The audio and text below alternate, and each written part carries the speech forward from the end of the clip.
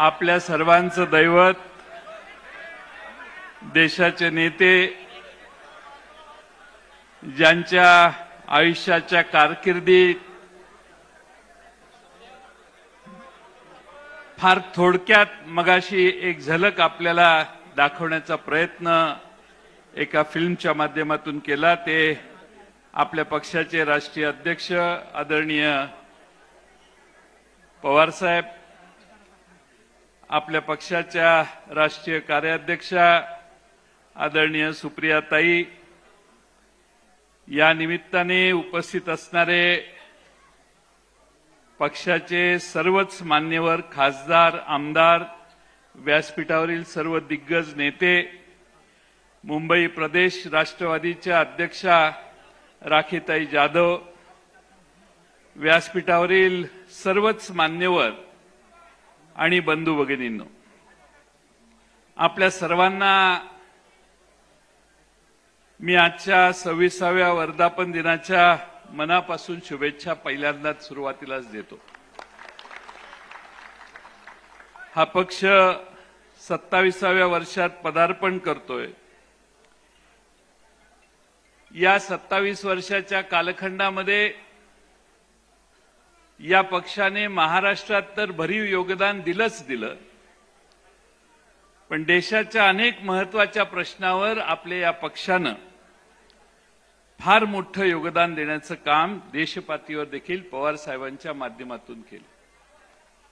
या देशाच्या अन्नधान्याचा प्रश्न असो, या देशात संरक्षण विभागात महिलांनी काम करण्याचा प्रश्न असो, या देशातले असे अनेक आमूलाग्र निर्णय आणि महाराष्ट्रातले निर्णय जे समाज सुधारणेचे होते, ते आपले नेते आदरणीय पवार साहेबांनी त्यांच्या कारकिर्दीत घेतले. खरं म्हणजे कालच परवा ऑपरेशन सिंदूर पार पडले. ऑपरेशन सिंदूरच्या साठी आमचं हे ऑपरेशन का करण्यात आलं, यासाठी देशानं जगभर संसदेच्या शिष्टमंडळांना पाठवलं. आम्हा सर्वांना अभिमान वाटला पाहिजे की आपल्या पक्षाच्या राष्ट्रीय कार्याध्यक्षा सुप्रियाताईंना या देशातील अशाच एका महत्त्वाच्या शिष्टमंडळाचं नेतृत्व करण्याची संधी देण्यात आली आणि भारतामधल्या या सगळ्या झालेल्या घटनांचा समर्थन करण्यासाठी सुप्रियाताईंच्या नेतृत्वाखाली 6-7 देशातल्या मान्यवरांना जाऊन भेटण्याचं काम सुप्रियाताईंनी केलं आणि भारताची त्यांनी अतिशय समर्थपणाने बाजू मांडली. कोणताही आतताईपणा त्यात नव्हता. भारताला हे का करावं लागलं याचं समर्थन अतिशय प्रभावीपणाने सुप्रियाताईंनी दक्षिण आफ्रिकेपासून अनेक देशात जाऊन केलं. मी आपल्या सर्वांच्या वतीनं सुप्रियाताईंचं त्यासाठी मनापासून अभिनंदन करतो. आपण सगळ्यांनी टाळ्याच्या गजरात सुप्रियाताईंना या कामगिरीबद्दल धन्यवाद दिले पाहिजेत. आपले अनेक मतभेद असतील पक्षीय पातळीवर दुसऱ्या राजकीय पक्षांशी, पण जेव्हा जेव्हा परराष्ट्र धोरणाचा प्रश्न येतो, या देशाच्या संरक्षणाची भूमिका पुढे मांडावी लागते, त्या ठिकाणी आपल्या पक्षाने आणि आदरणीय पवार साहेबांनी आम्हा सगळ्यांना सांगितलेलं आहे की देशहिताची भूमिका ही सर्वप्रथम घेतली पाहिजे. शत्रूला धडा शिकवण्याची वेळ येते त्यावेळी देश एकसंघ असला पाहिजे आणि म्हणून तेव्हा आम्ही या देशाच्या कायम बरोबर राहण्याचं काम पवार साहेबांनी त्यांच्या आयुष्यात केलंय. गेल्या लोकसभेच्या निवडणुकीत आपल्याला प्रचंड यश मिळालं. त्या यशाचे मानकरी बहुतेक सगळे खासदार आज व्यासपीठावर आहेत. आपल्या सगळ्यांनी बरीच मेहनत घेतली आणि हा निकाल लागला, पण त्यानंतर काही महिन्यात विधानसभेच्या निवडणुका झाल्या आणि निराशाजनक निकालाचा सामना आपल्याला करावा लागला. देशाच्या राजकारणात भीष्म पितामह म्हणून जे नेते आजही सगळे मान्यता करतात, त्यांनी महाराष्ट्र उलटा पालथा केला. महाविकास आघाडीच्या विजयाची फक्त औपचारिकताच बाकी आहे असं वाटत होतं. 11 कोटी जनतेला तो विश्वास होता, पण निकाल मात्र थोडेसे वेगळे लागले. निवडणुकीची प्रक्रिया संशयास्पद होती. अलीकडच्या काळात एक निवडणूक आयोगाच्या कामकाजाबद्दल विरोधी पक्ष नेत्यांनी देशाच्या एक पत्र लिहून बऱ्याच प्रश्नांचा खुलासा निवडणूक आयोगाला मागितलेला आहे. निवडणूक आयोग काही बोलत नाहीये, पण बाकीचेच लोक खुलासे करण्यात गुंतलेले आहेत. निवडणूक आयोगाला खुलासा करू द्या. इतरांच्या खुलाशाची या देशातल्या जनतेला अपेक्षा नाहीये, पण आहेत लोक शेवटी काही चुकचुकतं मनात, त्यावेळी माणसं स्पष्टीकरण देण्यासाठी चटकन पुढे येतात. असा काहीसा प्रकार मला महाराष्ट्रात दिसतोय. आपल्या सगळ्यांना लक्षात असेल, पूर्वी निवडणूक आयुक्ताच्या निवडीत देशाच्या सरन्यायाधीश असायचे. कायदा बदलला, त्यांना त्या प्रक्रियेतून बाहेर काढण्यात आलं. मधल्या काळामध्ये आपण लक्षात घेतलं, 19 ते 24 मध्ये 5 वर्षामध्ये 30 लाख मतदार वाढले आणि त्यानंतरच्या 5 महिन्यात 41 लाख मतदार महाराष्ट्रात वाढले. 5 वाजेपर्यंत 58.22% मतदान होतं. दुसऱ्या दिवशी निवडणूक आयोग डेटा प्रसिद्ध करतं, त्यात 66.05% मतदान, म्हणजे 7.83% मतदान वाढले. अर्धा टक्का मतदान जरी इकडे तिकडे झालं तरी निवडणुका कशा फिरतात हे काय मी तुम्हाला सांगायची गरज नाही. लोकसभेला ज्या 85 विधानसभा मतदारसंघात महायुतीचा पराभव झालेला होता, त्या 85 मतदारसंघामध्ये मतदान जास्त भरपूर वाढलं आणि बहुतांशी त्या सर्व जागांवर महायुतीचा विजय मिळालेला आहे. एका पक्षाचा स्ट्राईक रेट 32 होता, तो एकदम 89% झाला. केंद्र सरकारला निवडणूक आयोगाला सीसीटीव्हीचं फुटेज मागितलं, तर ते मिळू नये म्हणून कायद्यात नियमात बदल करण्याची व्यवस्था केली. आमचे उत्तमराव जानकर मार्कडवाडीचे बॅलेट पेपरवर मतदान करायची सारखी मागणी करत होते. त्यांच्या समर्थनासाठी जे पुढे आले त्यांना देशद्रोहाचा गुन्हा दाखल करण्यात येईल अशी धमकी देखील देण्यात आली. आज मित्रांनो, बरेच प्रश्न आपल्या सर्वांच्या समोर आहेत. या सर्व प्रश्नांमध्ये आपण 26 वर्षापूर्वी याच दिवशी 1999ला हा पक्ष स्थापन झाला. त्यावेळी शिवाजी पार्कामध्ये लाखोंचा जनसमुदाय पवार साहेबांची भूमिका ऐकण्यासाठी एकत्रित आले. 1999 पासून 2014 पर्यंत सतत पवार साहेबांचा राष्ट्रवादी काँग्रेस सत्तेत राहिला. या राज्याच्या जडणघडणीतले अनेक निर्णय सत्तेत असताना या पक्षातल्या सगळ्या धोरणांना घेण्याचं काम केलं. या 14 वर्षाच्या कालखंडात, 15 वर्षाच्या कालखंडात पक्षही अतिशय सामर्थ्यानं वाढवण्याचं काम झालं. पण 14 साल उजाडले, भाजपची सत्ता आली आणि बरीच लोक आमच्या रेल्वेतनं उतरून दुसऱ्या रेल्वेत जाऊन बसायला लागली. पण आपण सगळे पवार साहेबांच्या मागे निष्ठेनं राहिला. तुमचं कौतुक मला यासाठीच आहे की अनुकूल असो प्रतिकूल असो, मिळो अथवा न मिळो, तुम्ही सगळ्यांनी पवार साहेबांना आयुष्यभर साथ दिली. आणि म्हणून संख्येपेक्षा गुणवत्तेला महत्व राजकारणात हे असतं, हे कधी मित्रांनो विसरू नका. आज खरं म्हणजे मला आठवते 2017 साली यवतमाळ ते नागपूर अशी हल्लाबोल यात्रा 135 किलोमीटरची पदयात्रा काढण्यात आली. सुप्रियाताई होत्या. एक दिवस सहज मी झेंडा हातात घेतला. त्यावेळी मलाही ध्यानीमनी माहीत नव्हतं की या पक्षाच्या अध्यक्षपदाची संधी आपल्याला कधी मिळेल. पवार साहेबांनी आपल्या सर्वांच्या मान्यतेने ही जबाबदारी माझ्यावर दिली आणि माझ्यासाठी माझ्या आयुष्यातला तो सर्वात मोठा बहुमान होता असं मी समजतो. खरं म्हणजे आमच्या समोर, माझ्यासारख्या कार्यकर्त्यांच्या समोर आदर्श कोण?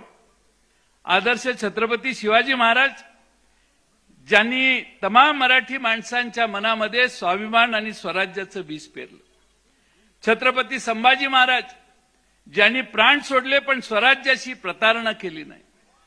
अहिल्यादेवी होळकर, पुण्यश्लोक अहिल्यादेवी होळकर, ज्यांनी हरहुन्नरीने आपला राज्याचा कारभार हाकला. 12 ज्योतिर्लिंगांपेक्षा बरोबर त्याच्याबरोबर अनेक देवस्थानांचा अधिक पुनर्बांधणी करण्याचं काम ज्यांनी केलं. महात्मा ज्योतिराव फुले, ज्यांनी सर्वांच्या समोर समतेचा विचार मांडला. छत्रपती राजर्षी शाहू महाराज, ज्यांनी आरक्षण दिल्याशिवाय मागे राहिलेला माणूस पुढे येणार नाही हे कृतीनं स्वतःच्या राज्यामध्ये आदर्श घालून निर्णय घेऊन पुढे करण्याचं काम त्यांनी केलं. छत्रपती डॉक्टर बाबासाहेब आंबेडकर, त्यांनी समतेचा निर्णय आणि चळवळ उभी केली आणि या देशात सर्व जाती धर्मांना एका लाईनीत आपल्या घटनेच्या एका मसुद्यातनं, घटनेच्या 2-3 कलमातून या देशातल्या सर्व जाती धर्मातला फरक बंद केला आणि सगळ्यांना एका लाईनीत, एका स्टेजवर, एका लेवलला आणण्याचं काम केलं. खरं म्हणजे कर्मवीर भाऊराव अण्णांनी बहुजनांच्या उन्नतीसाठी काम केलं आणि स्वर्गीय यशवंतराव चव्हाण साहेबांनी या महाराष्ट्राच्या प्रगतीचा पाया घातला. ही सगळी आमची दैवत, ही आमचा आदर्श. त्या विचारानं काम करण्याचा प्रयत्न पवार साहेबांचा महाराष्ट्रातला प्रत्येक कार्यकर्ता आज करतोय. या सगळ्या काळात महाराष्ट्रात अनेक दौरे करण्याची संधी मला मिळाली.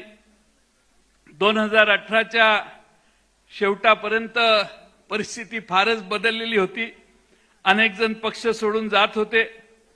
मी नेहमी सांगायचो, आपली लढाई सत्तारूढ पक्षाच्या बरोबर इन्कम टॅक्स, सीबीआय, ईडी, निवडणूक आयोगाच्या सोबत आहे आणि काही अंशी ते खरंही आता अलीकडच्या काळात दिसायला लागले. पण त्याचबरोबर 2019ला लोकसभेच्या निवडणुका लागल्या. पुलवामा झालं. पुलवामा झाल्यावर आमचे फक्त 4 खासदार निवडून आले: बारामती, सातारा, रायगड आणि शिरूर. पुन्हा आम्ही सगळे विधानसभेच्या कामाला लागलो. विधानसभेच्या कामाला लागल्यावर एक दिवस पवार साहेबांनाच ईडीने नोटीस दिली.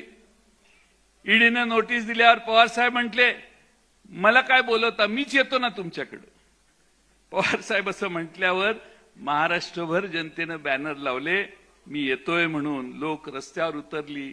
लोक बघून पोलीस अधिकारी पवार साहेबांच्या घरी येऊन सांगायला लागले, साहेब तुम्ही काय येऊ नका. ईडीनं निरोप पाठवला, गरज असेल त्याच वेळी तुम्हाला बोलवू, तुम्ही काय साहेब येऊ नका, आता सध्या काही गरज नाही. पण वातावरण ढवळून निघालं. मी डॉक्टर अमोल कोल्हे इथं आहेत. आम्ही पहिल्यांदा त्यावेळी शिवस्वराज्य यात्रा 1 ही आम्ही काढायचं काम केलं. प्रचंड प्रतिसाद मिळाला. महापूर आला लोकांचा. लोकांच्या महापुराबरोबर त्यावेळी दक्षिण महाराष्ट्रामध्ये महापुरानं थैमान घातलं. पवार साहेबांनी निर्देश दिले सगळ्या कार्यकर्त्यांना, पदाधिकाऱ्यांना की जात, धर्म, पात काही फरक न करता सगळ्यांना तुम्ही जाऊन मदत करा. आणि सगळे महाराष्ट्रातले राष्ट्रवादीचे कार्यकर्ते धावून गेले. मला अभिमान आहे, मी त्या भागातला आहे. पवार साहेबांच्या एका आव्हानाने नाशिक पासून, धुळे, नंदुरबार पासून पिंपरी चिंचवड, पुणे असेल, इकडे ठाणे जिल्हा असेल, सगळ्या कोकणातनं सगळे येऊन त्या ठिकाणी मदत करण्यासाठी धावून आले. आणि एका पवार साहेबांच्या शब्दामध्ये किती मोठी किंमत आहे हे कोल्हापूर, सातारा, सांगली जिल्ह्यातल्या जनतेला त्यावेळी कळलं. सरकारची परिस्थिती नसताना, सरकारमध्ये आम्ही कोणीच नव्हतो, त्यावेळी पवार साहेबांच्या आव्हानाला प्रतिसाद देऊन हजारोच्या संख्येनं तुम्ही महाराष्ट्रातल्या त्या भागातल्या जनतेला मदत करायला गेला. खरं म्हणजे पुन्हा निवडणुका आल्या. राष्ट्रवादीला तुमच्या सगळ्यांच्या प्रयत्नाने 54 जागांवर यश मिळालं. घवघवीत यश मिळालं. माणसं म्हणायची 20-22 जागा येतील, पण आपण 54 जागापर्यंत पोहोचलो. खरं म्हणजे त्यानंतर पवार साहेबांच्या किमयेने आपण 2-2.5 वर्ष सत्तेत देखील गेलो. खरं म्हणजे सत्तेत जात असताना काय झालं, आधी काय झालं, तो इतिहास मी तुम्हा सगळ्यांना सांगण्याची गरज नाही. पण त्यानंतरचे निर्णय झाले, संघटना फुटू नये यासाठी सर्व गोष्टींचा त्याग करत, सर्व गोष्टी थोड्याशा दुर्लक्षित करत आपण सगळे एकत्रित राहण्याचा प्रयत्न केला. खरं म्हणजे सत्तेत आल्यानंतरही आम्ही कुणी शांत बसलो नाही. राष्ट्रवादी काँग्रेस पक्ष अभिप्राय असा एक नवा उपक्रम आपण कोविड आल्यावर सुरू केला. मला सांगायला आश्चर्य वाटतंय आणि अभिमानी वाटतो की महाराष्ट्रामध्ये आरोग्य मंत्री म्हणून राजेश टोपेंनी कोविडच्या काळात जे काम केलं त्याला देशातल्या कुठलाही आरोग्य मंत्री त्याची तुलना करू शकत नाही. आणि त्यामुळं घराच्या बाहेर पडता येत नव्हतं, तर मग कार्यकर्त्यांनी बसून काय करायचं म्हणून ऑनलाईन राष्ट्रवादी पक्ष अभिप्राय हा आपण अभिनव उपक्रम केला. महाराष्ट्रातनं 8 लाख कार्यकर्त्यांनी थेट पवार साहेबांना पक्ष सुधारणेच्या, पक्षात काय आवश्यक आहे काय नाही याच्या सूचना केल्या. चांद्यापासून बांद्यापर्यंत आम्ही त्या काळात देखील गेलो. आम्ही खरं म्हणजे महाराष्ट्रात परिवार संवाद यात्रा सुरू केली. परिवार संवाद यात्रा महाराष्ट्रातल्या कानाकोपऱ्यात नेण्याचं काम माझ्या सर्व फ्रंटलचे पदाधिकारी सगळे होते, त्या सगळ्यांनी मला साथ दिली आणि चांद्यापासून बांद्यापर्यंत गेलो. भाषण करायला नाही, लोकांचं गाऱ्हाणं ऐकायला, कार्यकर्ते काय म्हणतायत हे बघायला आणि पक्षाची त्या मतदारसंघातली अवस्था बघायला. खरं म्हणजे 8-9 वाजता आमचा दिवस सुरू व्हायचा. सक्सेना होती बरोबर, मेहबूब होता, अनेक प्रमुख फ्रंटलचे मान्यवर नेते आमच्या बरोबर असायचे. सकाळी 9 वाजता चाललेला दिवस पहाटे 4 वाजता देखील काही वेळा संपलेला आहे. एवढी महाराष्ट्रामध्ये कार्यकर्त्यांची अतिशय उत्साही भावना त्यावेळी आम्ही सगळ्यांनी बघितली. 1 तास राष्ट्रवादीसाठी हाही प्रयोग आपण सुरू केला. ज्यांनी हा प्रामाणिकपणाने केला त्यांना त्याचा फायदा झाला. फायदा होत असताना मधल्या काळामध्ये शेतकरी आक्रोश मोर्चा आपण सत्तेच्या बाहेर गेल्यावर आपण सुरू केला. शेतकऱ्यांचे पैसे सरकार देत नाही म्हणून शेतकरी आक्रोश ही भूमिका देखील आपण यवतमाळ, अमरावती या ठिकाणी आम्ही सगळ्यांनी मोर्चे काढले आणि लोकांच्या भावना महाराष्ट्रातल्या सरकारला पोहोचवण्याचं काम सत्तेत नसल्यामुळे आपण त्यावेळी केल्या. पक्ष फुटला. आपली भूमिका लोकांपर्यंत सांगण्याचा सगळ्यात उत्तम उपाय म्हणजे टू द पॉइंट कार्यक्रम. डॉक्टर अमोल कोल्हे बसलेले आहेत आणि पॉडकास्ट सिरीज आपण सुरू केली आणि अमोल कोल्हे यांच्या सोबतचा हा पॉडकास्ट होता. सुप्रियाताई, अनिल देशमुख, जितेंद्र आव्हाड, राजेश टोपे, मी असेन, आम्ही सगळ्यांची मुलाखत अमोल कोल्हेंनी त्यावेळी अतिशय परखडपणाने घेतली आणि सरकारच्या, आमच्या पक्षाची फूट झाल्यानंतरची आमची भूमिका जनतेपर्यंत पोहोचवण्याचं काम केलं. निष्ठावंत संवाद दौरा देखील त्यावेळी झाला. शिवस्वराज्य यात्रा 2 मागच्या विधानसभेच्या आधी आम्ही सगळ्यांनी सुरू केली आणि त्याची समारोप शेवटचा कार्यक्रम माझ्या मतदारसंघात झाला.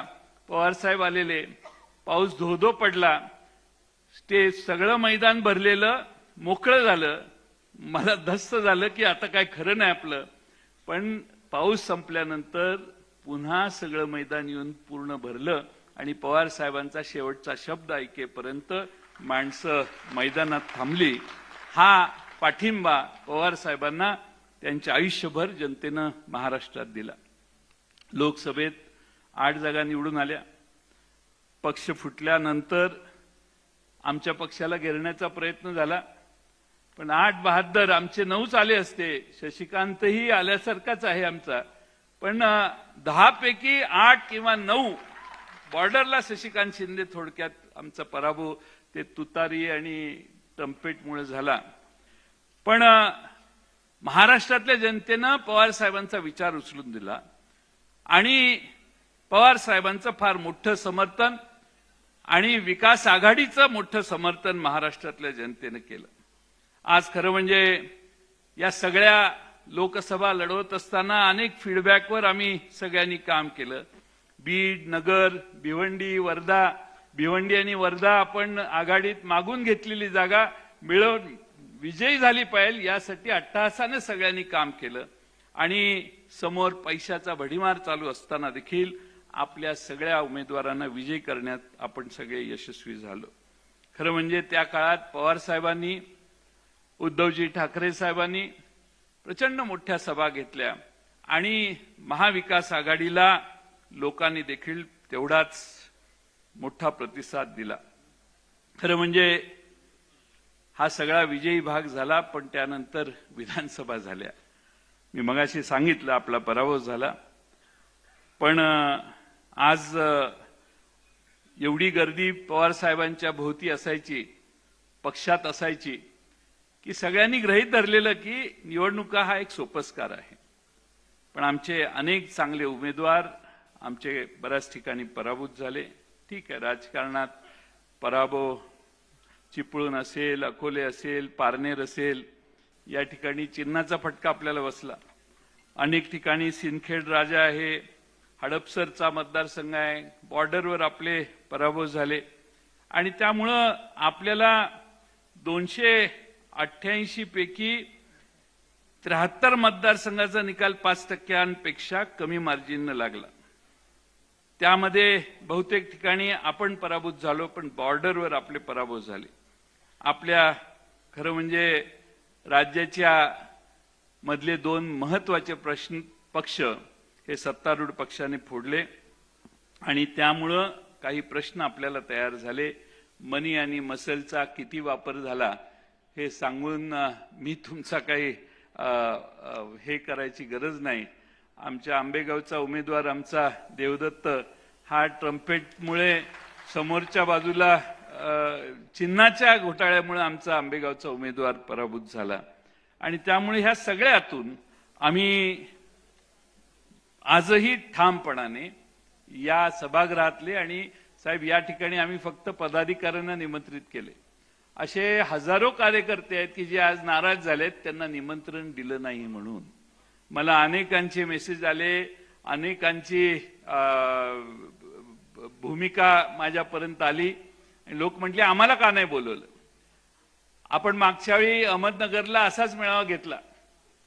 4 दिवस सतत पाऊस होता आणि ज्यावेळी आपण मेळावा घ्यायचा दिवस होता त्याच दिवशी पाऊस थांबला आणि आपला कार्यक्रम आटपला, पण खाली इतकी प्रचंड दलदल होती आणि त्यामुळं या पावसाळ्याच्या दिवसात सगळ्यांना मोठ्या कार्यक्रमाला बोलवणं आणि सगळ्यांचीच थोडीशी अडचण करणं हे थोडंसं नसावं असा प्रयत्न आमच्या सगळ्यांचा होता आणि म्हणून आज आमचे जगताप यांनी, प्रशांत जगतापांनी पुढाकार घेऊन त्यांनी आधीच साहेबांची आजची तारीख मागण्याचा प्रयत्न केलेला होता की पुण्यात मला घ्यायचंय आणि म्हणून प्रशांत जगतापांनी आधीच साहेब मला म्हटले मी प्रशांतला वेळ दिलेला आहे आणि मग प्रशांतचा कार्यक्रम हा आता आपण एकत्रित साजरा करतोय आणि प्रशांत जगतापांनी या ठिकाणी कार्यक्रम घेतलेला असला तरी याची त्रुटी जी आहे त्याची जबाबदारी माझी आहे.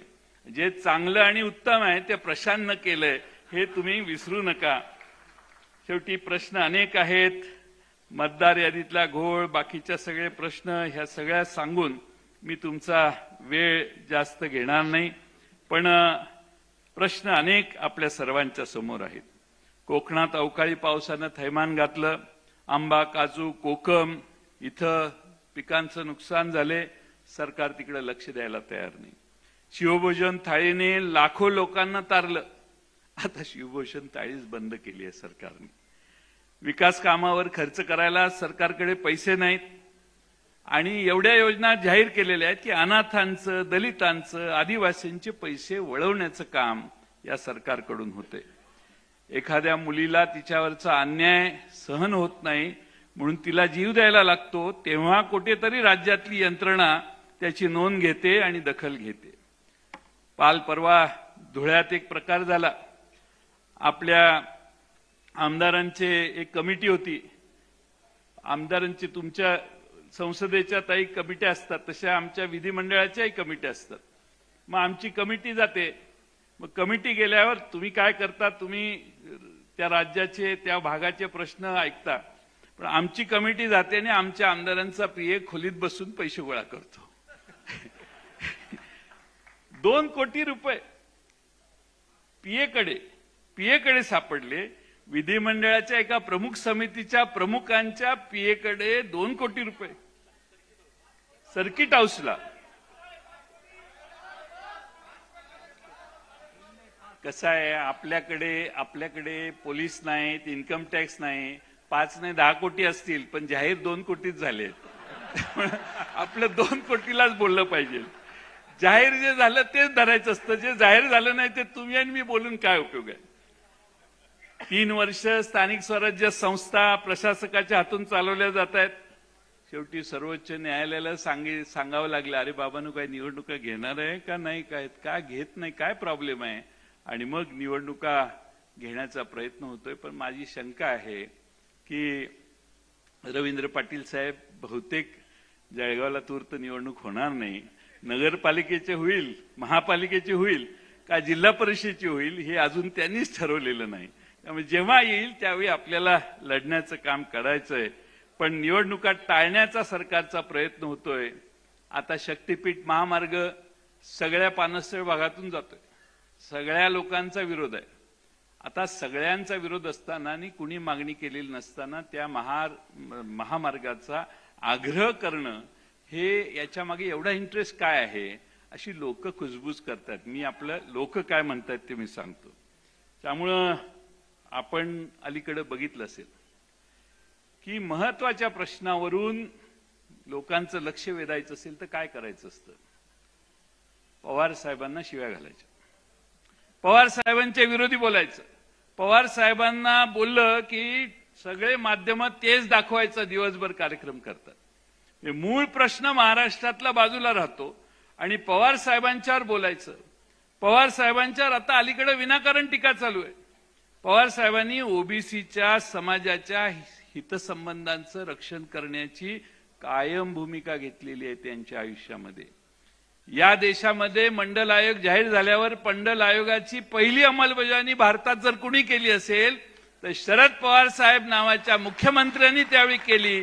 दुसऱ्या कुठल्याही राज्याने नाही केली. तेव्हा पवार साहेबांनी ते पाऊल टाकलं. त्या ओबीसींच्या मागे, त्यांच्या ओबीसींच्या संरक्षणाची भूमिका घेण्याचं काम आयुष्यभर पवार साहेबांनी केलं. हे मित्रांनो तुम्हा आम्हाला कधी विसरता येणार नाही. आणि आजही त्यांचा तोच आग्रह आहे की ओबीसींच्या हिताचं रक्षण करण्याचा प्रयत्न आम्ही सगळ्यांनी केला पाहिजे. कोणत्याही बाबतीत पूर्ण ताकदीनं ओबीसींच्या भूमिकेचं, ओबीसींच्या संरक्षणाची भूमिका आपल्या सगळ्या कार्यकर्त्यांनी आयुष्यभर पाळली. कारण आपला आदर्श मंडल आयोगाच्या अंमलबजावणीपासून शरद पवार साहेबांनी घालून दिलाय. हे मित्रांनो विसरता येणार नाही. खरं म्हणजे मी आता हळूच विचार करत असतो, बऱ्याच वेळेला पवार साहेबांना अजूनही टीकेचं केंद्र ठरवतात. जितेंद्र आव्हाड त्याचा अर्थ अभी भी पवार साहब का डर बाकी है.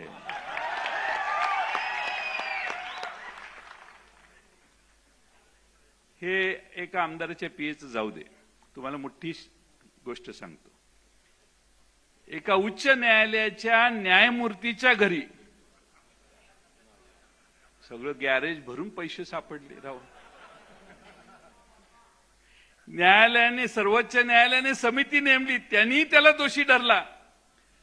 पण त्याच्यावर एक साधा गुन्हा देखील, अजून एफआयआर देखील दाखल झालेली नाही. एवढे पैसे त्या न्यायाधीशाच्या घरी सापडले, एवढे पैसे सापडून त्याच्यावर गुन्हा दाखल नाही, त्याच्यावर ऍक्शन नाही, त्याला अटक नाही, त्याच्यावर कोणतीही कारवाई नाही. आणि म्हणून या देशामध्ये व्यवस्था कशी चालली आहे याचा अभ्यास तुम्हाला होईल असं मला वाटतंय. मित्रांनो, एकेकाळी भारतीय जनता पक्षाचे फक्त 2च खासदार निवडून आलेले होते. 2 खासदार निवडून आलेला पक्ष आज पक्ष देशातला मोठा पक्ष झालेला आहे. त्यामुळे डरो मत, आपण सगळे ताकदीनं कामाला लागलो तर या राज्याची ही लढाई आपण पुन्हा जिंकू शकतो असा मला विश्वास आहे. ही लढाई तुकाराम विरोधी नथुरामाची आहे, हे कधी विसरू नका. आम्ही तुकाराम महाराजांच्या विचाराचे आहोत. तुकाराम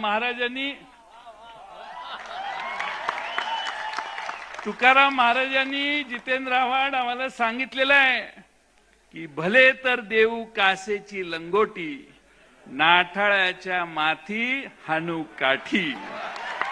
आणि म्हणून यापुढे रस्त्यावर उतरण्याची भूमिका आहे. करू नका चर्चा एवढ्यात पराभवाची, रणात झुंजणारे आहेत अजून काही. आज मला पवार साहेबांनी बरीच संधी दिली, 7 वर्षाचा कालावधी दिला. शेवटी पक्षाने नव्या चेहऱ्यांना संधी देणं आवश्यक आहे. मी या निमित्तानं तुमच्या सर्वांच्या देखत एवढीच साहेबांना विनंती करेन. ऐकत माझं भाषण मला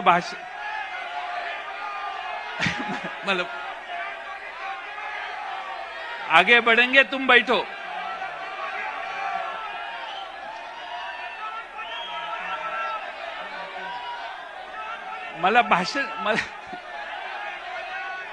तुम बैठो, तुम्ही बसा, खाली बसा.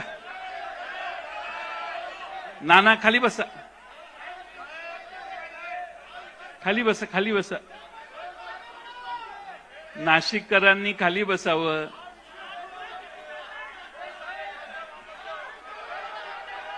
शेवटी पक्ष पवार साहेबांचा आहे, त्यामुळे पवार साहेबांनी याच्यावर योग्य तो निर्णय, कारण आता आपल्याला बरंच पुढे जायचंय आणि त्यामुळं मी पवार साहेबांचे मनपूर्वक आभार मानतो, आपल्या सर्वांचे आभार मानतो आणि माझे 2 शब्द पूर्ण करतो.